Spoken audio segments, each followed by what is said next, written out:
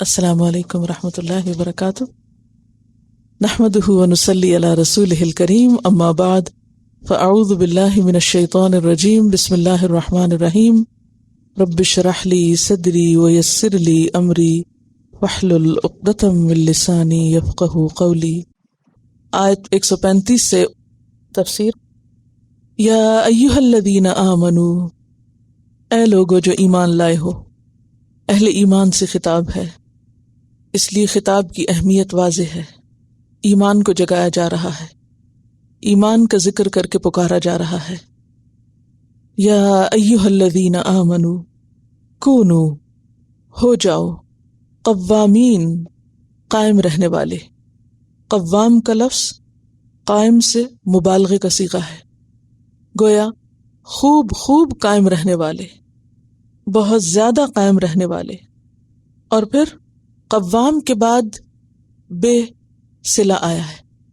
قام بے کا مطلب ہے کسی چیز کی نگہداشت کرنا، کسی چیز کا تحفظ کرنے کے لیے آمادہ رہنا، یعنی کسی چیز کی حفاظت کرنے کے لیے تیار رہنا۔ تو کونوا قوامین بالقسط، ہو جاؤ، بن جاؤ خوب خوب قائم رہنے والے، خوب خوب نگہداشت کرنے والے، حفاظت کے لیے تیار رہنے والے۔ کس چیز کی حفاظت؟ بالقسط، قسط کی، انصاف کی، عدل کی۔ تو اہل ایمان انصاف پر قائم رہنے والے، انصاف یا عدل یا قسط کی نگہداشت کرنے والے بنے۔ ہر معاملے میں ہمیشہ عدل کو مد نظر رکھیں۔ شہداء للہ، گواہی دینے والے بنے اللہ کے لیے۔ شہداء شہید کی جمع، اللہ کے لیے گواہی دینے والے بنے۔ ولو علی انفسکم، اور اگرچہ تمہارے نفسوں کے خلاف ہو۔ علی کا مطلب ہوتا ہے خلاف، خواہ وہ گواہی تمہارے اپنے نفس کے خلاف جاتی ہو، او الوالدین، یا والدین یعنی ماں اور باپ، ماں باپ کے خلاف جاتی ہو، والاقربین، اور رشتہ داروں کے خلاف جاتی ہو۔ اقرب کس سے ہے؟ قریب تر سے، یعنی ایک ہوتا ہے نا قریب اور ایک ہوتا ہے اقرب۔ اقرب افعال کے وزن پر قریب تر، جو قریب ترین لوگ ہیں، تمہارے قریب ترین رشتہ دار ہیں، مثلا بہن بھائی، اولاد، باپ دادا، چچا، ماموں، خالہ، پھوپھی، یہ سب اقربا میں شمار ہوتے ہیں۔ تو خواہ وہ گواہی تمہارے قریب ترین رشتہ داروں کے خلاف جاتی ہو۔ ان یکن غنیا، اگر ہو وہ غنی، کون؟ جس کے خلاف گواہی دی جا رہی، اور غنی سے مراد مالدار۔ اگرچہ وہ شخص مالدار ہو اور تمہیں اس کے خلاف گواہی دینا پڑے تو بھی دو گے؟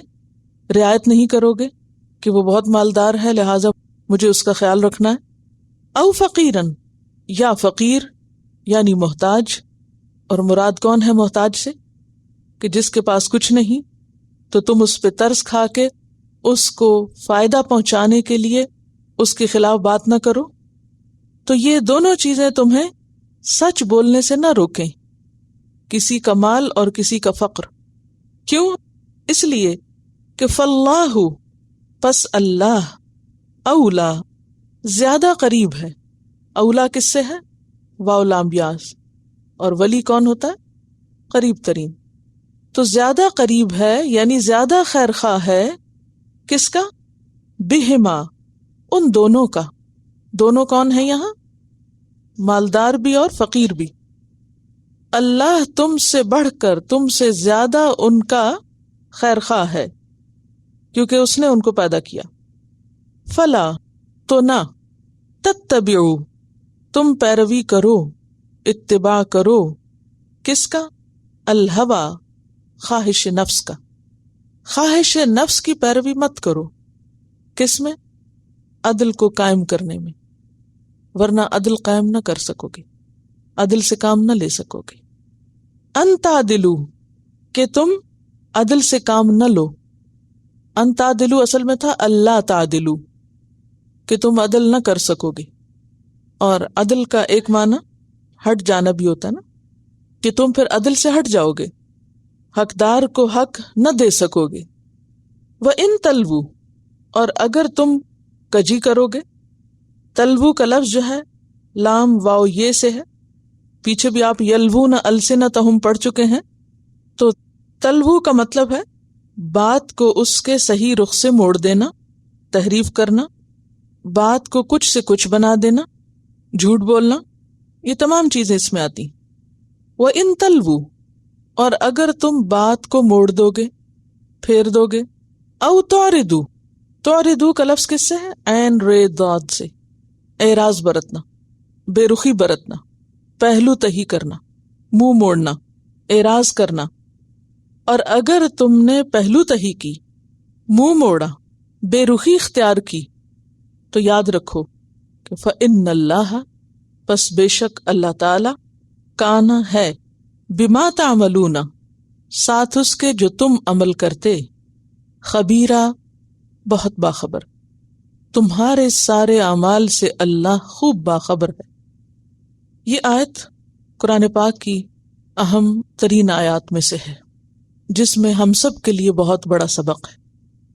اس آیت کی روح سے ہم سب کو، امت کے ایک ایک فرد کو، ایک ایک انسان کو انصاف سے کام لینے کی تلقین کی جا رہی، اور اس سے منہ موڑنے یا اعراض برتنے پر وعید کی جا رہی ہے کہ تم عدل سے، قسط سے، انصاف سے پہلو تہی نہیں کر سکتے، بے رخی یا لا تعلقی اختیار نہیں کر سکتے، اجنبی نہیں بن سکتے، ہر حال میں عدل ضروری ہے۔ یہاں آپ دیکھیے کہ سب سے پہلے یا ایھا الذین آمنوا کہہ کے پکارا گیا، اور پھر کیا کہا گیا؟ کونوا قوامین بالقسط، کہ تم قسط پر قائم رہنے والے بنو، عدل پر قائم رہنے والے بنو۔ اور اس عدل کا تعلق صرف عدالت سے نہیں، یہ اہم جملہ، اس کو لکھیے، اس قسط یا عدل کا تعلق صرف عدالت کے معاملات سے نہیں، کیونکہ یا ایھا الذین آمنوا میں، اے ایمان والوں میں، سارے اب عدالتوں سے متعلق لوگ تھوڑی ہیں۔ خطاب کیا ہے؟ عام خطاب ہے، سب کو خطاب ہے، کسی ایک خاص مخصوص گروہ کو نہیں کہ جن کا تعلق یا پیشہ عدالت کے کاموں سے ہو، وہ بھی اس میں شامل ہے، لیکن اس کے علاوہ تمام لوگ، فردن فردن، میں اور آپ، ہم میں سے ہر ایک، سب کو خطاب ہے کہ ہم سب کیا کریں؟ عدل سے کام لیں، دنیاوی معاملات میں بھی، اپنے گھروں میں بھی، باہمی تعلقات میں بھی، تجارت میں بھی، لین دین میں، یعنی زندگی کے تمام معاملوں میں، اور سب کے ساتھ، اپنے ساتھ بھی، اپنے عزیزوں کے ساتھ بھی، غیروں کے ساتھ بھی۔ حتیٰ کہ قرآن پاک میں ایک جگہ پر آتا ہے وَلَا يَجْرِمَنَّكُمْ شَنَآنُ قَوْمٍ عَلَىٰ أَلَّا تَعْدِلُوا اعْدِلُوا هُوَ أَقْرَبُ لِلتَّقْوَىٰ، کہ کسی قوم کی دشمنی تمہیں اس بات پہ آمادہ نہ کرے کہ تم عدل سے کام نہ لو، یعنی اپنے ساتھ تو کرو گے ہی، دشمنوں کے ساتھ بھی کرو گے، کسی کی دشمنی تمہیں اس بات پہ نہ اکسائے کہ تم عدل سے کام نہ لو، اعدلوا، عدل کرو، کیوں؟ ہوا اقرب للتقویٰ، وہ تقویٰ کے قریب ترین ہے، قریب ترین ہے تقویٰ کے، عدل کے بغیر تقویٰ ممکن ہی نہیں، اور تقویٰ ہی عدل کو قائم کرنے کا سبب بنتا ہے، تقویٰ نہ ہو تو عدل نہیں ہو سکتا۔ اور پھر خصوصی طور پر آپ دیکھیے کہ شہداء للہ کی بات جب کہہ دی تو اس سے پتہ چلتا ہے کہ یہ کام تمہیں خالصتاً اللہ کی خاطر کرنا ہے۔ گویا عدل اس وقت ہو سکتا ہے جب انسان اللہ کو حاضر و ناظر سمجھے، جب اس کو یہ پتا ہو کہ اس کے دل، اس کے اقوال، افعال، ہر چیز پر اللہ نگران ہے۔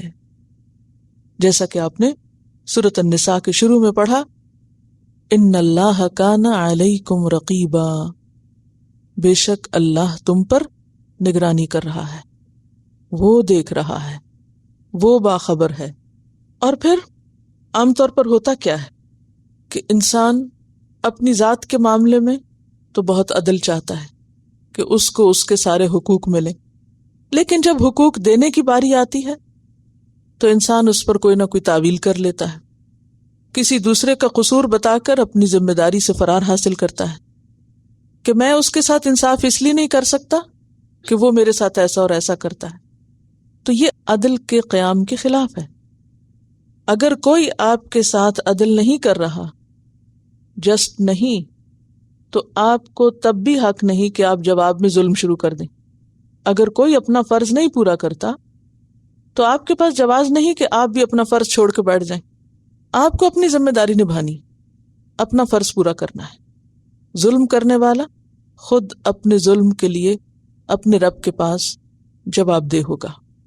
عموماً انسان کے ساتھ کیا ہوتا ہے کہ انسان کی زندگی میں عموماً جو چیز اس کے حق یا عدل کے راستے میں رکاوٹ بنتی ہے وہ اس کی خواہشات نفس ہوتی ہیں۔ اسی لیے یہاں خاص طور پر خواہشات کی بات کی، فلا تتبعوا الہوی، جیسا کہ حضرت داؤد علیہ السلام کو اللہ سبحانہ وتعالیٰ نے فرمایا تھا، سورۃ صاد میں آتا ہے، سورۃ صاد کی آیت نمبر 26 میں کہ فاحکم بین الناس بالحق، کہ لوگوں کے درمیان حق کے ساتھ فیصلہ کرو، ولا تتبع الہوی، خواہش نفس کی پیروی نہ کرنا، فیضلک عن سبیل اللہ، وہ تم کو اللہ کے راستے سے روک دے گی۔ تو عدل کے راستے میں رکاوٹ کیا چیز بنتی ہے؟ خواہش نفس، مفاد، ذاتی فائدے، شح، جو کہ پچھلی آیات میں آپ نے پڑھا کہ انسان کے اندر کی ہرس اور بخل کس چیز کا؟ کہ وہ سارے فائدے اپنی ذات کے لیے سمیٹنا چاہتا ہے، ساری خیر اپنے لیے طلب کرتا ہے، اور جہاں تک دوسروں کا معاملہ ہو تو اس میں جو چیز اس کے مفاد کے مطابق ہو وہاں تک تو ٹھیک ہے، جہاں اپنے مفاد پہ زد پڑے یا پھر اپنے والدین کے مفاد پہ تو وہاں انسان انصاف کو چھوڑ دیتا ہے، عدل سے منہ موڑ لیتا ہے۔ تو یہاں کیا کہا جا رہا ہے کہ شہداء للہ، اس معاملے میں خواہش نفس کو نہیں بلکہ اللہ کے حکم کو اور اللہ کی نگرانی کو مد نظر رکھو کہ وہ دیکھ رہا ہے، اس نے حساب لینا ہے، تمہارا معاملہ اس کے ساتھ ہے۔ اسی لیے صرف یہ نہیں کہا کونوا قوامین بالقسط، ساتھ ہی کیا کہا؟ شہداء للہ، اللہ کے لیے گواہ بنو، یعنی کسی انسان کے لیے نہیں، اپنے مفاد یا کسی کے مفاد کے لیے نہیں، بلکہ اللہ کے حکم کی صداقت کے اظہار کے لیے۔ اللہ کے حکم یعنی اللہ نے جو حکم تمہیں دیا اس کی تصدیق کر رہے ہو، اس کو مانتے ہوئے اس کا حکم سمجھ کر، کیونکہ عام طور پر ہم دیکھتے ہیں کہ زندگی میں لوگ کامیابی کس کو سمجھتے ہیں، کس چیز کو کامیابی سمجھا جاتا ہے؟ کہ انسان کا جو اپنا ذاتی مفاد ہے وہ کسی طرح پورا ہو جائے۔ عموماً ہم کب خوش ہوتے ہیں؟ سوچئے، غور و فکر کیجئے، ہم کب خوش ہوتے ہیں؟ جب ہماری مرضی پوری ہوتی ہے تبھی خوش ہوتے ہیں نا، یا ہمیں کوئی فائدہ پہنچتا ہے۔ اس کے برعکس کب خوش نہیں ہوتے؟ جب ہماری مرضی کے خلاف کوئی کام ہو یا ہمارا کوئی نقصان ہو، ٹھیک ہے نا؟ اچھا، اب یہ جو ہرس ہوتی ہے نا انسان کے اندر، ذاتی مفاد کی ترجیح، بعض اوقات اس حد تک بڑھی ہوئی ہوتی ہے کہ انسان اس کے حصول میں دوسروں کے حقوق کو بھی پامال کر جاتا ہے، اپنی ذات کی خوشی کی خاطر کیا کرتا ہے؟ دوسروں کے حقوق کو پامال کر دیتا ہے۔ کیا مطلب پامال کرنے کا؟ دوسروں کا حق مار دیتا ہے۔ جبکہ اصل کامیاب کون ہے؟ کہ جو لا ضرر ولا ضرار کے قاعدے پر عمل کرے، نہ کسی کو تکلیف دے اور نہ تکلیف اٹھائے۔ مسلمان کی پہچان کیا ہے؟ کہ اس کے ہاتھ اور زبان سے دوسروں کو تکلیف نہ ہو۔ اسی کو عدل کہتے ہیں نا، کہ آپ کسی کو نقصان نہ دیں۔ لیکن عموماً انسان کب نقصان دوسرے کو دیتا ہے؟ جب وہ دوسرے کے مفاد کو پیچھے چھوڑ کر اپنے مفاد کو آگے کر دیتا ہے، یا پھر نمبر 2، اپنے بعد کس کے مفاد کو آگے کرتا ہے؟ ماں باپ کے یا بہن بھائیوں کے یا خون کے رشتوں کے، اور باقی لوگوں کے ساتھ انصاف کا معاملہ نہیں کرتا۔ پھر آپ دیکھیے کہ یہاں پر صرف اتنا بھی نہیں ہے کہ تم عدل سے کام لو بلکہ عدل کے راستے میں جو بھی کوئی چیز رکاوٹ بنے اس کی پرواہ نہ کرو، خواہ وہ رشتہ داری بنے، خواہ وہ کسی کا مالدار ہونا بنے، کیونکہ عموماً جن لوگوں کے پاس مال زیادہ ہوتا ہے وہ مال کے رعب سے یا مال کی قوت سے کیا کرتے ہیں؟ فیصلے اپنے حق میں کرانے کی کوشش کرتے ہیں، یا کسی اتھارٹی کی وجہ سے۔ فرمایا کہ نہیں، خواہ کوئی مالدار ہو تو اس کے مال کی پرواہ نہ کرو۔ بعض اوقات ہم کسی پہ ترس کھا کے کہ ہائے غریب ہے، اگر میں نے اس کے خلاف گواہی دے دی تو یہ تو اور مارا جائے گا، چلو اگر میری گواہی سے اس کو کوئی فائدہ پہنچتا ہے تو فائدہ پہنچا دیتے ہیں اس کو۔ نہیں، نہ کسی پہ ترس اور نہ کسی کا رعب انسان کو حق بات کہنے سے نہ روکے۔ آسان نہیں ہے، یہ بہت مشکل ہے، لیکن مطالبہ یہی ہے۔ یا ایھا الذین آمنوا کہہ کے طلب یہی کیا جا رہا ہے کہ یہ تمہیں کرنا ہوگا، یہ تمہارے ایمان کا حصہ ہے۔ اور پھر خصوصاً خواہش نفس۔ پھر ایک اور چیز ہے کہ بعض اوقات انسان جب ناانصافی کرتا ہے تو وہ یہ نہیں کہتا کہ میں ناانصافی کر رہا ہوں کیونکہ میں ناانصاف ہوں، کوئی بھی یہ نہیں کہتا۔ کسی بھی ظلم کرنے والے سے، کسی بھی ناانصافی کرنے والے سے آپ پوچھیں تو وہ کبھی بھی نہیں مانے گا کہ وہ ناانصافی کر رہا ہے یا وہ ناانصاف ہے یا ظالم ہے۔ ایسا کیوں ہوتا ہے؟ اس کی خاص وجہ یہاں بتائی گئی کہ انسان بات کے اندر ہیر پھیر کر دیتا ہے، تلوو کا طریقہ اختیار کرتا ہے، لیم بِأَلْسِنَتِهِمْ، بات کو موڑ دیتا ہے، بات کو بدل دیتا ہے، بات کی تعویل کر دیتا ہے، بات کو کچھ سے کچھ بنا دیتا ہے، حقیقت کو موڑ دیتا ہے۔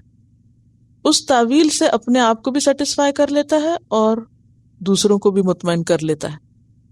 یعنی اگر کوئی شخص کبھی کسی کو یہ احساس دلائے کہ دیکھو تم انصاف نہیں کر رہے، یہ ظلم ہے یا زیادتی ہے، تو وہ ماننے کی بجائے عموماً کیا کہتا ہے؟ فوراً تعویل کر دے گا، یہ مجبوری ہے، یہ مشکل ہے، یہ وجہ ہے، یہ پریشانی ہے، یہ بات یوں نہیں یوں ہے، اس کا قصور ہے، اس کا قصور ہے، اور پھر مطمئن ہو جاتا ہے، اور ظلم وہیں کا وہیں رہتا ہے۔ ایک اور طریقہ عام طور پر کیا ہوتا ہے کہ انسان اپنے سامنے ظلم ہوتا دیکھتا ہے، ناانصافی کو دیکھتا ہے، لیکن اس سے بے پرواہی برتتا ہے۔ اس کی آنکھوں کے سامنے سب کچھ ہو رہا ہوتا ہے لیکن وہ خاموشی اختیار کرتا ہے۔ کیوں خاموش ہو جاتا ہے؟ مجھے کیا پڑی، میں کیوں کروں، میں کچھ نہیں کہہ سکتا، وہ جانے، ان کا کام جانے۔ مثلاً بعض اوقات آپ اپنے کسی کام کی جگہ پر ہیں، آپ دیکھتے ہیں کہ مالک جو ہے وہ امپلائی کے اوپر ظلم کر رہا ہے، آپ دیکھ رہے ہیں ظلم، لیکن آپ خاموشی اختیار کیے ہوئے۔ ایسے موقع پر جب کسی کے اوپر صریح ظلم ہوتے ہوئے دیکھا جائے تو کیا کرنا چاہیے؟ خاموشی؟ یہاں خاموشی کی اجازت نہیں دی جا رہی، آپ خاموش نہیں رہ سکتے، کیونکہ آپ ایک منکر کو دیکھ رہے ہیں، ایک برائی کو دیکھ رہے ہیں، ایک غلط کام آپ کے سامنے ہو رہا ہے۔ تو غلط کام اگر کوئی بھی کر رہا ہو تو ہمارا فرض کیا بنتا ہے؟ کیا کریں؟ خاموشی اختیار کر لیں۔ میں کچھ نہیں کہہ سکتا، خود نپٹیں اپنا معاملہ، نہیں کر سکتے، خاموشی اختیار۔ کیوں؟ جو برائی دیکھے کیا حکم ہے اس کے لیے؟ ہاتھ سے روکے، اور خاص طور پر جب اس کے اندر طاقت ہو۔ ہاتھ سے نہ روک سکے تو کیا کرے؟ زبان سے منع کرے، اور اگر زبان سے بھی نہیں روکنے کی ہمت تو دل میں اس کو برا جانے، اور اگر وہ دل میں بھی برائی نہیں، کسی ظلم کو دیکھ کر دل میں بھی کوئی تکلیف نہیں، تو پھر تو ایمان ہی کوئی نہیں۔ اور یہاں تو خطاب پھر ایمان والوں سے ہے نا، پھر تو کچھ بھی نہیں بچا۔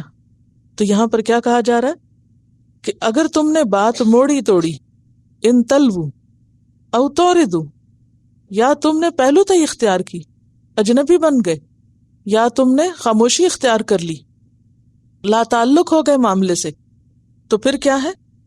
فَإِنَّ اللَّهَ كَانَ بِمَا تَعْمَلُونَ خَبِيرًا، جو تم کر رہے ہو اس کو اللہ خوب جانتا ہے۔ یاد رکھو، اللہ کی پکڑ سے بچ نہیں سکتے۔ ایمان انسان کو اتنا حساس بنا دیتا ہے کہ وہ اپنی ذات کے معاملے میں تو عدل قائم کرتا ہی ہے، وہ کسی پر بھی ظلم ہوتے دیکھے تو بے حس نہیں ہو سکتا، خاموش نہیں رہ سکتا، لا تعلق نہیں ہو سکتا، معاملے سے الگ نہیں ہو سکتا۔ جہاں تک اس کا بس چلے وہاں وہ ضرور انٹرفیئر کرتا ہے اور اس ظلم کو ختم کرنے کی کوشش کرتا ہے۔ نبی صلی اللہ علیہ وسلم نے فرمایا انصر اخاک ظالما او مظلوما، اپنے بھائی کی مدد کرو خواہ وہ ظالم ہو یا مظلوم ہو۔ کسی نے پوچھا کہ مظلوم کی مدد تو سمجھ آتی ہے، ظالم کی مدد کیسے ہو؟ کیا فرمایا؟ اس کو ظلم سے روک کر اس کی مدد کرو۔ عام روزمرہ زندگی میں ہم قریب سے شروع کرتے ہیں۔ مثلاً آپ دیکھیں کہ ایک ماں کی حیثیت سے اگر آپ اپنے دو بچوں کے بیچ میں لڑائی دیکھیں، بچے لڑتے ہیں نا آپس میں، بہن بھائی لڑتے ہیں، تو کیا فرض بنتا ہے آپ کا؟ جاؤ لڑو، ٹکرے لگاؤ ایک دوسرے سے، جو مرضی کرو، مجھے تو کوئی پرواہ نہیں۔ کر سکتے آپ، کرنا چاہیے، عموماً نہیں کرتے ایسے موقع پر۔ اب یہ جو قوامین بالقسط ہے نا، یہ جو قوام کا لفظ آیا ہے انتہائی مبالغے کا، یہ بہت شدت ہے اس بات میں، یعنی یہ ایسا حکم ہے جس میں تاکید ہے، تاکید کی بات ہے یہ کہ تمہیں یہ کرنا ہی ہوگا، اس کے کیے بغیر گزارا ہی نہیں، ورنہ پوچھ ہے تمہاری۔ اور یہ نہیں کہ یہ صرف چند لوگوں کی بات ہے کہ ہاں کسی عدالت میں جج ہو تو اس کے اوپر فرض عائد ہوتا ہے، یا کسی خاندان میں کوئی بڑا ہو تو صرف اس پر فرض عائد ہوتا ہے۔ ہر شخص جہاں جہاں جس چیز کی ہمت رکھتا ہے، جو اس کے بس میں ہے، جہاں تک وہ یہ کر سکتا ہے، اس کے اوپر ذمہ داری۔ پھر جو چیز بس سے باہر ہو وہ ایک الگ چیز ہے نا۔ آپ اپنے بچوں میں جب دیکھتے ہیں کہ باہم کچھ گڑبڑ ہے تو آپ کا فرض بنتا ہے کہ آپ کیا کریں؟ عدل قائم کریں۔ اور عدل کیسے؟ کہ جو بھی غلط ہے اس کو اس کی غلطی بتائی جائے۔ اور بعض اوقات لڑائی میں دونوں طرف ہی غلطی ہوتی ہے تو دونوں کو بتایا جائے، دونوں کو ہی سمجھایا جائے۔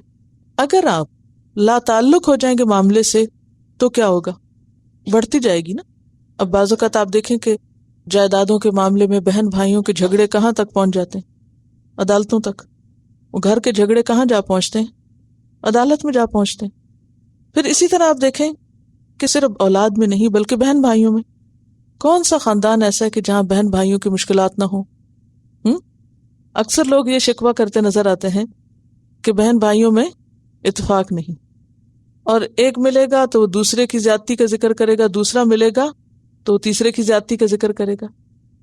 یہ ایک عام فنامنا ہے نا ہماری سوسائٹی میں۔ اب اس میں کیا کرنا چاہیے؟ صرف سن کے بیٹھ جانا چاہیے؟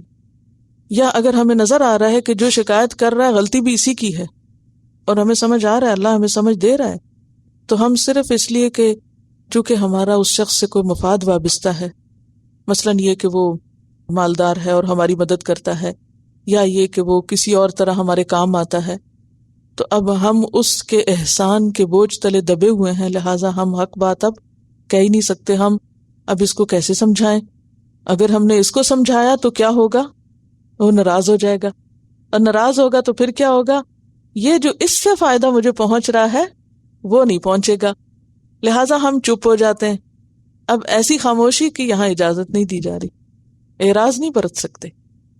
اس کا یہ مطلب نہیں کہ انسان دوسرے کے ساتھ روڈ ہو، بدتمیزی سے بات کرے، لیکن حق بات کرنا لازم ہے، خواہ اپنے خلاف بات آ رہی ہو۔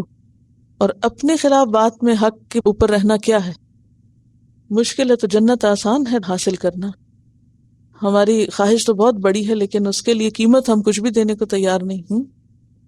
ہمیشہ یہ ہونا چاہیے کہ جب کوئی بھی آپ کے پاس کسی ایک کی شکایت لے کر آئے تو آپ لازماً دوسرے کا نقطہ نظر بھی جانیں، کیونکہ ہر شخص اپنے مفاد میں بات کرتا ہے، اور وہ دوسرے کے خلاف شکایت ہوتی اس وقت ہے جب کوئی اپنے آپ کو حق پہ سمجھتا ہے اور دوسرے کو ناحق سمجھتا ہے۔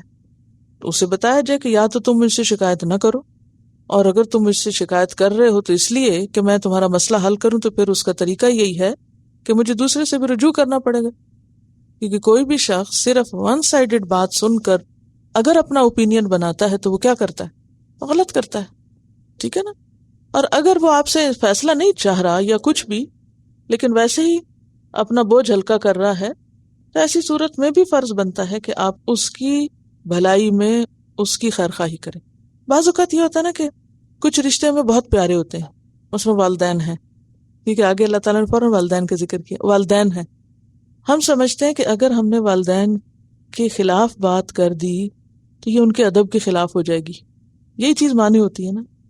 اور والدین کو ہم کیسے دکھ پہنچائیں، چاہے وہ غلط کہہ رہے ہیں، چاہے وہ زیادتی کر رہے ہیں، لہٰذا والدین ہے تو ہمیں ماننا ہے، یہ بھی غلط ہے۔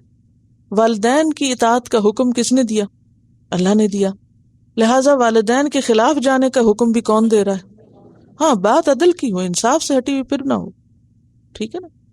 اب مثلاً آپ دیکھ رہے ہیں کہ آپ کی والدہ یا آپ کے والد آپ کی کسی بہن بھائی پر یا آپ کی کسی بھابھی وغیرہ پر کوئی زیادتی کر رہے ہیں، عموماً خاندانوں میں اسی قسم کی زیادتیاں ہوتی ہیں نا، اور آپ دیکھتے ہیں کہ قصور میری والدہ کا ہے، میری بھابھی کا کم ہے، ماں کا زیادہ ہے، تو ایسی صورت میں ہم یہ سوچیں کہ چونکہ یہ تو میری ماں ہے اس لیے وہ صحیح کرے یا غلط کرے، چونکہ ماں ہے اللہ نے مجھے حکم دیا میں اس کی عزت کروں، تو یہ عزت کے خلاف ہے، احترام کے خلاف ہے کہ میں ماں کو سمجھاؤں یا ماں کو احساس دلاؤں کہ تم یہاں پر غلط ہو۔ نہیں، جب بات کرنا ہوگی تو پھر خواہ خلاف والدین کے جائے تو بھی کرنا ہوگی، کیونکہ انصاف کا معاملہ یا عدل کا معاملہ نازک بہت ہے۔ ظلم جو ہے وہ قیامت کے دن اندھیرے بنے گا انسان کے لیے، الظلم ظلمات یوم القیامہ، قیامت کے دن اندھیرے بن جائے گا، اور اس دن پھر انسان کا کوئی والی وارث مددگار نہ ہوگا۔ اگر کسی پر بھی زیادتی ہوئی، دنیا میں ہم نے کسی کو تکلیف پہنچائی اس کا حق مار کے، تو دنیا میں ہو سکتا ہے دوسرا شخص صبر کر جائے، نہ بولے، نہ مطالبہ کرے کسی چیز کا، لیکن قیامت کے دن تو حدیث میں آتا ہے اگر ایک بے سینگ بکری کو سینگ والی بکری نے سینگ مار دیا تو ان کو بھی زندہ کر کے بدلہ دلوا کے پھر اس کے بعد انہیں ختم کیا جائے گا۔ کیا کہا گیا قیامت کے دن کو؟ بدلے کا دن۔ پہلا تعارف ہی اس دن کا ہے، مالک یوم الدین۔ اور کس چیز کا بدلہ؟ حقوق کا بدلہ، کہ کسی بھی صاحب حق کو اس کا حق دلوانا، یہی عدل ہے۔ سب سے پہلے تو خود دینا، اور اگر خود احساس نہیں تو کوئی احساس دلائے تو اس وقت اعتراف کر لینا۔ یہ کیا ہے؟ اپنے خلاف گواہی لینا۔ اپنے خلاف گواہی کیا ہے؟ اپنی غلطی کا اقرار کر لینا کہ ہاں واقعی یہ میری زیادتی ہے، یہ میرا قصور ہے، یہ میری کوتاہی ہے، اور میں اس پر دوسرے سے معافی مانگتا ہوں۔ والدین تو خواہ وہ عزت ادب احترام کی جگہ ہوں، آج آپ دیکھیں دنیا میں ہم ان کا احترام کرتے کرتے ان کو اگر ظلم سے نہیں روکتے، غلط کام سے نہیں روکتے، تو کیا واقعی ہم ان کے ساتھ خیرخواہی کر رہے ہیں؟ کسی کی محبت ہمیں روک دیتی ہے حق بات کرنے سے، کسی کا مال روک دیتا ہے، کسی کی محتاجی روک دیتی ہے، تو یہ ہم sub out of love, courtesy, مرسی، ان چیزوں کے ساتھ یہ کام کر رہے ہوتے ہیں۔ لیکن ذرا سوچیں کہ یہ ہم کسی کے ساتھ حقیقی محبت نہیں کر رہے، ہم کسی کے ساتھ حقیقی احسان نہیں کر رہے اگر ہم اس کو ظلم سے نہیں روک رہے، اگر ہم اس کو اس کی ذمہ داری نہیں یاد کرا رہے۔ کیوں؟ اس لیے کہ کل قیامت کے دن تو پوچھ ہوگی، پھر تو اس کی پکڑ ہوگی۔ تو ہم نے تو اپنوں کو ہی ڈبو دیا۔ دنیا میں خون کے رشتے اور محبتیں اور یہ چیزیں ہمیں روکتی ہیں نا دوسروں کو بتانے سے کہ تم غلط ہو، یا اپنے ذات کے ساتھ جو ہمیں محبت ہے تو ہمیں ایکسپٹ کرنے سے روکتی ہے کہ میں غلط ہوں۔ آج غلطی کا اقرار نہ کرنا، آج غلطی کو نہ سننا، آج دنیا میں غلطی کا مداوع نہ کرنا، اس کا ازالہ نہ کرنا، کل قیامت کے دن کس کے لیے نقصان دہ ثابت ہوگا؟ خود اپنے لیے، اپنے پیاروں کے لیے جن سے ہمیں محبت ہے۔ جب ہم ان کو نہیں پکڑتے ظلم سے تو ہم انہی پہ ظلم کر رہے ہوتے ہیں، کیونکہ ان کا ظلم انہی کے اوپر پڑنے والا ہے۔ اور ویسے بھی آپ کو معلوم ہے کہ مظلوم کی جو بد دعا ہے یا جو اس کی آہ ہے وہ تو فوراً پہنچتی ہے اللہ تک۔ بعض اوقات کسی کا روب ہوتا ہے، دبدبا ہوتا ہے، یا اس کا ایک خوف ہوتا ہے، اس وقت ہم نہیں کہہ سکتے۔ تو ایسی صورت میں ان سب چیزوں کا علاج کیا ہے؟ ایمان کی مضبوطی۔ جب انسان کا ایمان مضبوط ہوتا ہے تو اس کے دل میں اللہ کے سوا دوسروں کا خوف کم ہونے لگتا ہے۔ جب اللہ کی محبت حقیقی معنوں میں بڑھ جاتی ہے تو پھر دوسری محبتیں اس کے تابع ہو جاتی ہیں، اور اس کے بغیر عمل مشکل ہے۔ تقویٰ کس چیز کا نام؟ کہ اللہ کا خوف اور اللہ کی محبت، ہر چیز کے خوف اور محبت سے بڑھ جائے، اس کے بغیر تو عمل ہو ہی نہیں سکتا۔ تو خلاصہ آیت کا کیا ہوا کہ تم عدل کے، قسط کے قائم کرنے والے بنو، خوب خوب عدل پر قائم ہو جاؤ، قائم ہونے والے۔ عدل پر قائم ہونے والے، عدل پر پرسسٹنٹلی اور مضبوطی کے ساتھ فرم سٹینڈنگ ہو، یہ مراد ہے. یعنی عدل پر پرسسٹنٹ بھی ہو اور تمہاری فرم سٹینڈنگ ہو کہ کوئی لالچ، کسی کا خوف، کسی کا روب، کسی کی محبت، کوئی چیز ہمیں نہ ہلانے پائے. جس چیز کو ہم انصاف سمجھیں، حق سمجھیں، عدل سمجھیں، اسی کو اختیار کریں. پھر یہ بھی یاد رکھیے کہ یہ عدل ہر چیز میں ہے. یہ بہت اہم بات ہے، ہر چیز میں ہے. اچھا تھوڑا سا یہ بھی دہرا لیجئے کہ عدل ہوتا کیا ہے. حقدار کو اس کا حق دینا عدل ہے. حقدار کو حق دینا عدل ہے. ٹھیک ہے. سب سے پہلا حق ہم پر کس کا ہے؟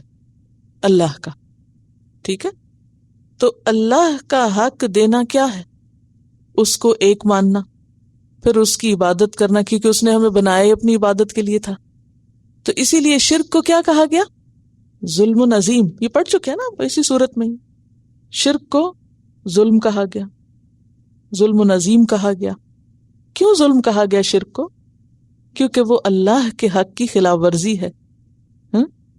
اسی طرح عبادت سے پہلو تہی کرنا، یہ بھی کیا ہے؟ حقوق اللہ کو ادا نہ کرنا، یہ بھی عدل کے خلاف ہے. پھر اسی طرح دوسرے نمبر پر کس کے حقوق آتے ہیں؟ حقوق العباد.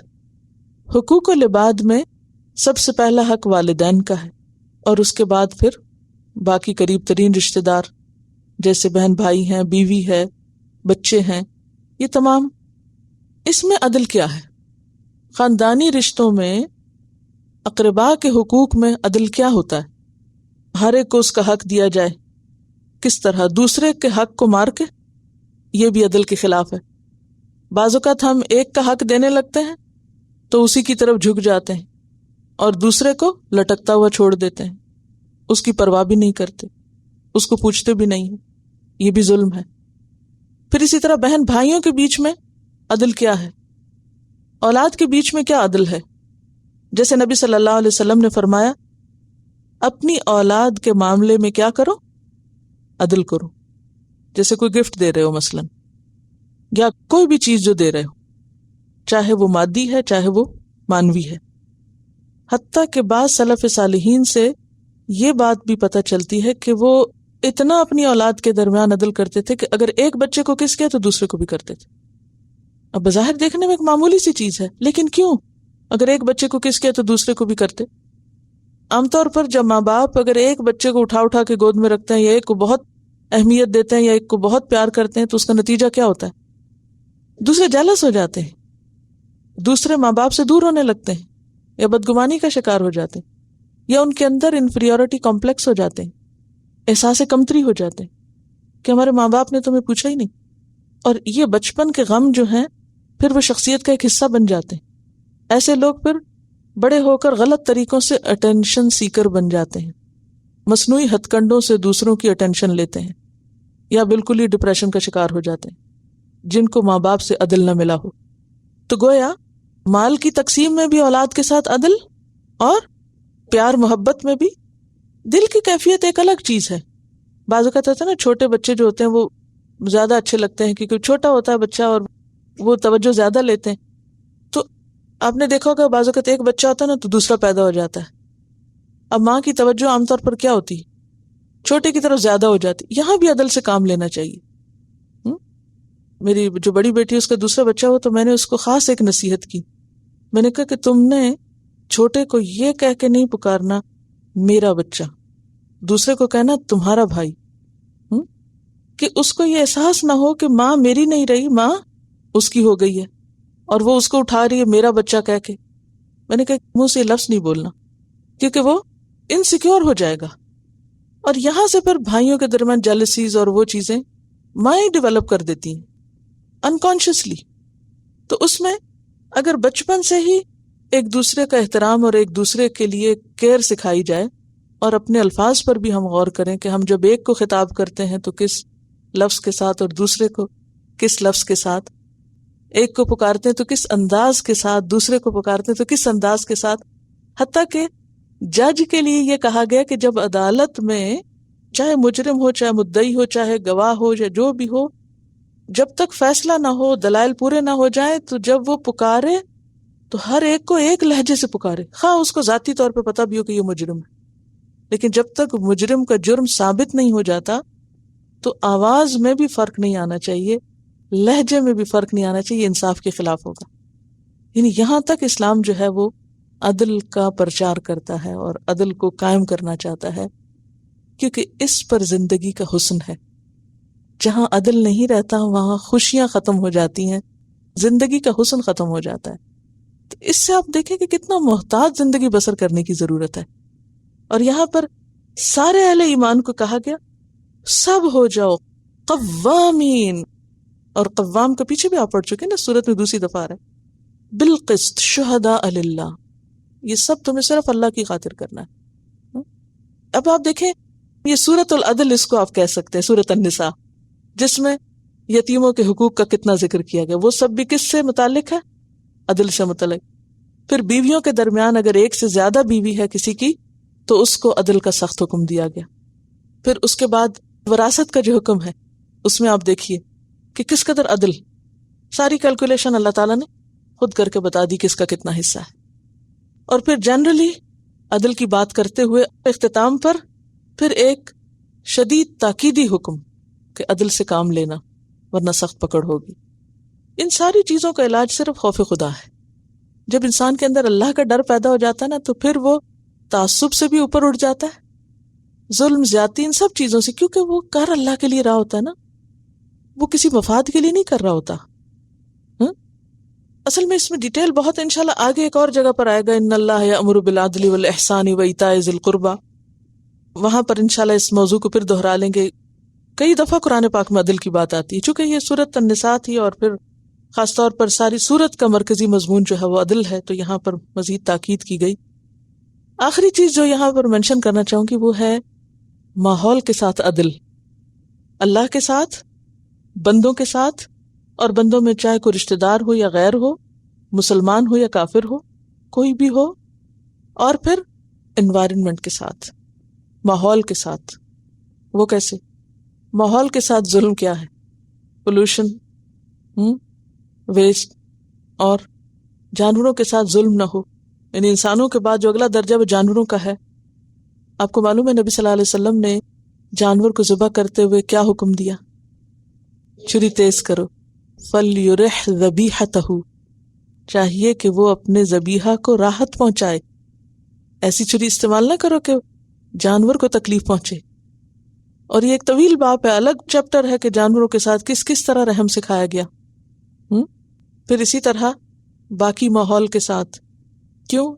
یہ زمین، یہ پلانٹ صرف ہمارے لیے نہیں، اس دور کے لوگوں کے لیے بھی، اور اس کے جو ریسورسز ہیں وہ آئندہ نسلوں کے لیے بھی ہیں۔ لہذا ریسورسز کو ضائع کرنا کیا ہے؟ ظلم۔ کس کے ساتھ؟ جب آپ پانی ضرورت سے زائد پھینکتے ہیں، ضائع کرتے ہیں، تو اس وقت بھی آپ ظلم کر رہے ہوتے ہیں۔ بے وجہ بجلی جلا کر بھی ظلم کرتے ہیں، بے وجہ کھانا پھینک کے ضائع کر کے ویسٹ، وہ بھی ظلم کر رہے ہوتے ہیں۔ اور سوچئے نا، یہ تو ہمارے روزمرہ زندگی کے معاملات ہیں جن میں ہمیں قوامین بالقسط، عدل پر قائم رہنا ہے۔ ماحولیات کو خراب کرنا، خواہ وہ پڑھنے والا کلاس روم کا ماحول ہو یا پھر وہ کسی پارک کا ماحول ہو کہ کوئی نہیں دیکھ رہا، پھینک دو کچرا، یہاں تو کوئی جرمانہ کرنے والا نہیں، لہٰذا جو بھی چاہو کر لو۔ نہیں، مومن کس سے ڈرتا ہے؟ قانون سے نہیں، وہ اللہ سے ڈرتا ہے، کیونکہ آخر میں کیا کہا؟ فَإِنَّ اللَّهَ كَانَ بِمَا تَعْمَلُونَ خَبِيرًا، جو کچھ بھی تم کر رہے ہو اللہ اس کی خبر رکھتا ہے۔ لیکن یاد رکھیے یہ ہو نہیں سکتا جب تک انسان کے اندر دو چیزیں نہ ہوں، ایک ہے قربانی کا جذبہ اور دوسرے ہے صبر، کیونکہ جب تک آپ قربانی نہیں کریں گے آپ دوسرے کو حق نہیں دے سکتے۔ مثلا ماں بچے کو کب سنبھال سکتی ہے؟ جب وہ اپنی نیند اور اپنے آرام کو قربان کرتی۔ بیوی شوہر کو کب خوش رکھ سکتی ہے؟ جب وہ اپنی مرضی کو قربان کرتی ہے۔ اسی طرح والدین کو آپ کب راضی کر سکتے ہیں؟ جب آپ اپنی مرضی کو قربان کریں گے یا اپنے کسی حق کو چھوڑیں گے۔ اسی طرح دوسروں کو آپ راحت یا آرام کب پہنچا سکتے ہیں؟ جب آپ خود تکلیف اٹھائیں گے. تو اس کائنات کے اندر اللہ نے ایک میزان قائم کیا ہے. سورۃ الرحمن میں اس کو بہت اچھی طرح واضح کیا گیا ہے، اور ساتھ ہی تاکید کی گئی کہ اللہ تطغوا فی المیزان، اس میزان کے اندر سرکشی پیدا نہ کرنا. تو یہ ہمارے فرائض میں سے ہے، ایمان کا حصہ ہے اس زمین پر عدل پر قائم رہنا اور عدل کو قائم کرنا. ماحولیات سے متعلق کچھ چیزیں اور کچھ عدل ہی سے متعلق روزمرہ زندگی سے جو واقعات ہیں. بسم اللہ الرحمن الرحیم. ایک کتاب ہے گڈ نیوز، 2 رائٹرز نے لکھی ہے، اور یہ دونوں بہت ہی ایکٹیو لوگ ہیں in charity, in working for the people. تو ان کی بک میں انہوں نے جو پہلا پرنسپل بتایا ہوا ہے وہ ہے making money like the bee who makes the honey without harming the flower. مطلب کہ جب شہد کی مکھی جب شہد بناتی ہے تو پھول سے نیکٹر لیتی ہے، مگر ایٹ دا سیم ٹائم پھول کو ہارم نہیں کرتی. تو اس طرح سے ہمیں فائدہ اٹھانا چاہیے کہ ہم اپنا کام بھی کریں، اپنا فائدہ بھی لیں، اور اس کے ساتھ ساتھ اپنے ماحول کو خراب نہ کریں. تو اس میں انہوں نے اگزامپلز دی ہوئی تھیں ایک کانفرنس کی جو کہ 2000 میں ہوئی تھی، state of the world conference, اور اس کے اندر ڈفرینٹ طرح کے لوگوں نے پارٹیسپیٹ کیا تھا. فلانتھروپسٹ بہت جو خرچ کرتے ہیں فار گڈ کازز، پیپل جیسے فار انسٹنس باڈی شاپ کی جو فاؤنڈر ہے وہ، اس طرح سے ڈفرینٹ بزنسز، ڈفرینٹ کارپوریشنز وغیرہ کے اونرز، فاؤنڈرز، ان سب نے اس میں پارٹیسپیٹ کیا تھا. From religious leaders to all sorts of people had participated in this conference. اور ان کا یہی ایم تھا کہ how to help each other develop such ways جس سے ہم لوگ فائدہ بھی اٹھائیں and at the same time اپنی انوائرمنٹ کو ہارم نہ کریں. کیونکہ جو ہم لوگ دیکھتے ہیں کہ فار انسٹنس کوئی بھی بزنس ہے، کوئی انڈسٹری ہے، تو اس میں اوور کنزمپشن کی وجہ سے، کیونکہ ہم لوگ نے پروڈکٹ زیادہ بنانا ہے تاکہ ہمارا فائدہ ہو، اس میں دنیا کو بھی نقصان ہو رہا ہے، لوگوں کو بھی نقصان ہو رہا ہے. تو اوور آل نقصان زیادہ ہو رہا ہے بنسبت فائدے کے. تو اس میں بتایا ہوا تھا ایک عورت کا جس نے تقریباً 30 سال پہلے ایک اپنا بزنس اسٹیبلش کیا تھا، ایک ریسٹورینٹ بنایا تھا فلاڈیلفیا میں، اور اس نے یہ پرنسپل رکھا تھا کہ my business has to be a beautiful business. اور اس بزنس میں میں نہ ہی تو لوگوں کو ہارم کروں گی، جو آئیں گے میرے پاس میں ریسٹورینٹ میں کھائیں گے ان کو ہارم نہیں کرنا، میں نے اپنے امپلائیز کو ہارم نہیں کرنا، اسی طرح سے جہاں سے میں چیزیں لے رہی ہوں اس کو بھی ہارم نہیں کرنا. تو ایک ایگزامپل دی ہوئی تھی کہ 1990s میں جب میڈ کاؤ ڈیزیز ہوا تھا تو اس میں بہت ہی بروٹلی پگز کو کنزیوم کیا جا رہا تھا، کیونکہ پگز کو ان کی فیڈ بنا کر کاؤز کو کھلائی جاتی تھی. تو اس نے کہا کہ یہ تو اٹس اگینسٹ مائی پالیسی، اور اس نے سوچا کہ اگر میں میٹ پروڈکٹس ہٹا دوں گی تو میرا بزنس بہت ہی ڈاؤن چلا جائے گا. مگر کہتی ہے کہ initially I heard from this and I kept silent, but then I felt as I was cheating myself, I was cheating my consumers, I was cheating every one. تو اس نے پھر اپنے ریسٹورینٹ میں سے سب کچھ ہی ہٹا دیے، پورے میٹ پروڈکٹس ہٹا دیے. لوگ بہت ہی کیوریس ہوئے کہ ایسے کیوں کیا. تو پھر اس طرح اوور آلموسٹ 10 years اس کو لگے کہ پراپر فارمرز کو ڈھونڈے جو کہ اس کو پراپرلی میٹ پرووائڈ کریں. اور اس میں جو ہے اس کا اتنا لاس ہوا، مگر at the same time after 10 years now she is making $5 million a year. اور یہ ایک کیفے ہے، it's not a big restaurant, it's an ordinary cafe. She is making $5 million per year. اور اس $5 million سے کہتی ہے کہ I have so much money that I don't want to travel so much, I have every thing that I want, yet at the same time she lives on top of her cafe کے بالکل ساتھ رہتی ہے، مطلب کہ اپنے business کے ساتھ ساتھ. اور کہتی ہے کہ I don't want too much property, I don't want to leave much for my children because they have every thing. میں کتنا کھاؤں گی، کتنا لوں گی. تو اب اس نے کیا شروع کیا کہ اپنے ریسٹورینٹ میں ایوری ویک 6 بچوں کو لاتی ہے from the local high school, ان کو ٹرین کرتی ہے کہ کس طرح سے ہم لوگ نے پراپرلی کنزیوم کرنا ہے، پراپرلی سوسائٹی کو آفر کرنا ہے چیزیں. اور اسی طرح سے وہ ایئرلی ایک اسٹوڈنٹ کو اسکالرشپ دیتے ہیں $1,000 کی. اور اسی طرح سے ڈفرینٹ ان کی پروگرامز کرتے ہیں to educate the people, and at the same time their policy remains the same کہ make money like the bee who takes the nectar from the flower but at the same time does not harm the flower. اسی طرح سے ایک اور business کا mention کیا ہوا تھا، who provide wood for furniture industries. تو ان کا بتایا ہوا تھا کہ انہوں نے پوری فیملی نے بہت لارج ایریاز آف لینڈ کو پہلے بائی کیا، اور اس میں جو ہے کیونکہ ہم لوگ سب جانتے ہیں کہ جب درختوں کو کاٹتے ہیں تو وائلڈ لائف جو ہے اٹس گوئنگ ایکسٹنکٹ، کتنے جانور جو ہیں وہ بالکل ختم ہوتے جا رہے ہیں. تو انہوں نے یہ پالیسی بنائی کہ جتنے ہم لوگ ٹریز کٹ کریں گے اس سے ڈبل ہم نے گرو کرنے ہیں، اتنا پرٹیکولر جو ہمارا پروفٹ ہوگا اس کو کرنا ہے ہم لوگ نے، تاکہ ہم لوگ اور ٹریز کو اگا سکیں. تو اس میں پتہ چلا کہ over time of around 20 years جو بیورز اینڈ بیجرز کی پاپولیشن تھی وہ ڈبل ہو گئی. اسی طرح سے اتنے جانور جو وہاں سے جا رہے تھے وہ واپس آ گئے، کیونکہ جانوروں کے جب گھر جاتے تو دے امیگریٹ، تو واپس آ گئے سارے کے سارے. اور بتا رہے تھے کہ compare to other similar businesses ان کا ابھی جو پروفٹ ہے دیٹس 25% لیس، بٹ وہ انوائرمنٹ کو زیادہ فائدہ دے رہے ہیں بنسبت خود فائدہ کمانے کے. تو خود نقصان اٹھا کر دوسروں کے لیے فائدہ، نہ صرف انسانوں کے لیے but at the same time جانوروں کے لیے، ماحول کے لیے، دنیا کے لیے اوور آل. تو گویا آپ عدل پر قائم نہیں رہ سکتے جب تک آپ کے اندر پیشنس نہ ہو، جب تک آپ کے اندر قربانی کا جذبہ نہ ہو، جب تک آپ بعض اوقات اپنے حق کو کم کر کے آپ دوسرے کو حق نہ دیں. کیونکہ اگر ہر شخص صرف حق کی ڈیمانڈ شروع کر دے کہ مجھے پہلے ملے تو میں دوسرے کو دوں گا، تو پھر اس طرح کبھی بھی کچھ درست نہیں ہو سکتا. دنیا میں بھی انسان خود دیکھ لیتا ہے، یعنی ظلم ایسی چیز ہے کہ جس کا نتیجہ فوراً دنیا میں بھی سامنے آ جاتا ہے. یعنی چاہے کوئی قومی حیثیت میں ظلم کر رہا ہو یا پھر انفرادی حیثیت میں ظلم کر رہا ہو، کیونکہ مظلوم کی جو دعا ہوتی ہے وہ اللہ تعالیٰ فوراً سنتا ہے. جی یہاں پر ایک چیز شروع کی گئی تھی الہدا میں کہ پیپرز کو جو پوچھتے ہیں آپ وہ الگ ڈالیں اور جو پلاسٹک کی بوٹلز ہیں ان کو الگ ڈالیں. کچھ لوگوں نے خیال رکھا بھی، لیکن کچھ لوگوں نے اس چیز کو اہمیت نہیں دی اور پرواہ نہیں کی، اور جس بن میں جو چاہا پھینک دیا، خیال ہی نہیں کیا، کیونکہ عادت ہی نہیں ہے نا، ہر چیز ایک ہی جگہ پھینکنے کی عادت ہے، لہٰذا اس پہ کون کانشیس ہو کہ اچھا کون سی چیز کہاں ڈالنی ہے. تو اگرچہ چھوٹی چھوٹی ایفرٹس ہوتی ہیں، چھوٹی چھوٹی چیزیں ہوتی ہیں، اور اگر خیر کی بات، اچھائی کی بات، نیکی کی دعوت کوئی بھی دے تو کیا حکم ہے ہمیں؟ تعاونوا علی البر والتقوی، نیکی اور تقوی کے کاموں میں ایک دوسرے کی مدد کرو، تعاون کرو، نہ کہ اس میں روڑے اٹکاؤ. یہ کہتے ہیں کہ بعض لوگ اردو اخباریں چونکہ مفت ملتی ہیں گروسری سٹور سے، اور وہ اس کو ڈھیروں وہاں سے اٹھا لاتے ہیں، پڑھ کے پھر جا کے مسجد میں رکھ دیتے ہیں، بجائے اس کے کہ مسجد کی صفائی کریں، الٹا وہاں پر اپنا گاربیج پھینکاتے ری سائیکل کے لیے.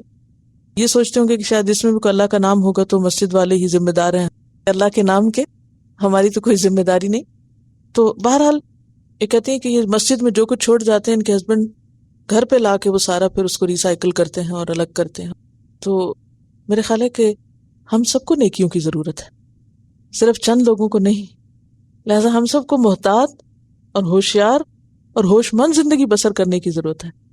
اپنے اپنے طور پر جہاں جہاں ہم جو کر سکیں وہ کریں تو انشاءاللہ خیر زیادہ بہتر طور پہ پھیلے گی. تو اوور آل 2-3 چیزیں ہیں جو اس آیت سے ہمیں پتہ چلتی ہیں. نمبر 1 یہ کہ انصاف پر قائم ہونا ہے، انصاف کو قائم رکھنا ہے. نمبر 2 یہ غلطی اپنی ہو تو اعتراف کرنا ہے، والدین کی ہو تو ان کو سمجھانا ہے، اگر ان کے خلاف کہیں گواہی بھی دینی پڑے تو حق کے ساتھ اللہ کی خاطر گواہی دینی ہے. خواہ رشتہ دار، اپنے بچے، اپنے شوہر یا اپنے بھائی یا ماموں چچا کوئی بھی زیادتی کسی پر کر رہا ہو، خواہ وہ اپنے خاندان کے اندر کوئی اپنی بیوی پر یا شوہر پر یا کسی پر بھی، اس کو بھی اس سے روکنا ہے.